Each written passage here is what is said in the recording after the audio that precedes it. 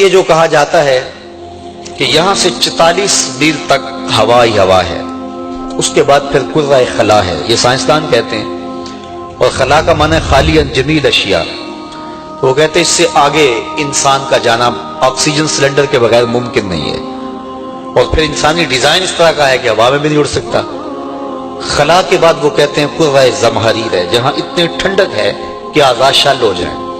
اس کے بعد پھر کرۂ نار ہے، اور وہاں سے فولاد بھی گزارا جائے تو پگھل جائے۔ کرۂ نار کے بعد پھر آگے آسمان آتے ہیں، پہلا آسمان آتا ہے اور دوسرا تیسرا اس طرح۔ تو آسمان بسیط ہے، فلاسفہ کہتے ہیں بسیط کی تعریف ہے مالا جزء لہو، جس کے اجزاء نہ ہوں، تو وہ کہتے ہیں اس کے اندر ٹوٹ پھٹن ممکن نہیں، خرق و التیام ممکن نہیں، تو آسمان سے گزرنا کیسے ممکن ہے؟ تو حضور کیسے پرواز کر گئے اس ہوا میں، پھر کرۂ خلا میں، پھر کرۂ زمہریر میں، پھر کرۂ نار میں، پھر آسمان کو چیر کے کیسے گزرے؟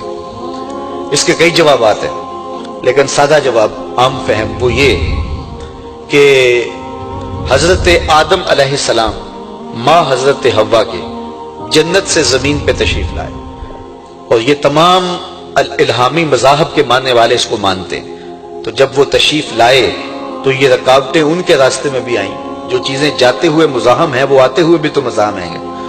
تو حضرت آدم علیہ السلام کرۂ نار سے کیسے گزر آئے، کرۂ زمہریر سے کیسے گزر آئے، اور وہ آسمان سے کیسے گزر آئے؟ اور حضرت عیسیٰ علیہ السلام کے بارے میں جو قرآن کا عقیدہ ہے وہ یہ ہے وما قتلوہ وما صلبوہ، انہیں قتل نہیں کیا گیا، انہیں سولی نہیں چڑھایا گیا، بلکہ اللہ تعالیٰ نے انہیں آسمان پہ اٹھا لیا۔ تو حضرت عیسیٰ علیہ السلام گئے ہیں تو راستے میں کرۂ نار بھی آیا ہوگا، کرۂ زمہریر بھی آیا ہوگا، یہ خلا بھی آئی ہوگی، اور آسمان بھی آیا ہوگا، وہ کیسے گزر گئے؟ حضرت ادریس علیہ السلام چلے گئے تو وہ کیسے گزر گئے؟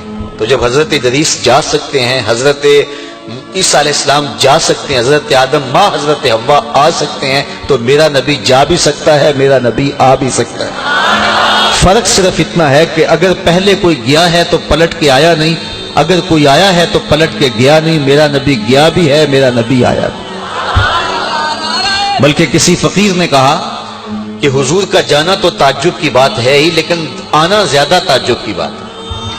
اللہ کے نبی جب جنت میں جاتے ہیں تو واپس آنے سے انکار کر دیتے ہیں، تو رب نے کہا کہ تم آئے تھے سیر کے لیے تو واپس نہیں جا رہے ہو؟ تو عرض کی کہ مالک تیرا وعدہ ہے کہ جو جنت میں جائے گا اس کو نکالا نہیں جائے گا۔ تو کہا تیری امت تو وہاں ہے، تو کہا امت نیک عمل کرے گی تو وہ بھی آ جائے گی۔ تو حضرت یونس نے انکار کر دیا کہ میں واپس جانے کا نہیں ہوں، لیکن حضور علیہ السلام وہاں گئے، دنا فتح اللہ کی گود میں بیٹھے، پلٹے تو پھر امت کے پاس آئے۔ اگر حضور بھی کہہ دیتے جب رب نے کہا تھا بما اشرفو کا یا احمد، پیارے مانگ کیا مانگتا ہے، تو حضور کہتے کہ مالک وہاں تو طائف کے بازار ہیں، مکے کی گلیوں میں کھدے ہوئے گڑے اور پھیلے ہوئے کانٹے ہیں، تو مجھے یہاں ہی جنت میں ٹھکانہ نصیب کر دیا جائے، یہی تیرے قرب ناز میں رہوں۔ لیکن محبوب پھر پلٹ کے آئے تو کہا حضور کا جانا کمال تو ہے ہی ہے، لیکن حضور کا آنا بھی کمال ہے۔ اس امت کے لیے حضور پھر پلٹ کے واپس آ گئے۔ تو حضور علیہ السلام ان بلندیوں تک پہنچے، ان رفتوں تک پہنچے جہاں کسی کا تصور بھی نہیں پہنچ سکتا۔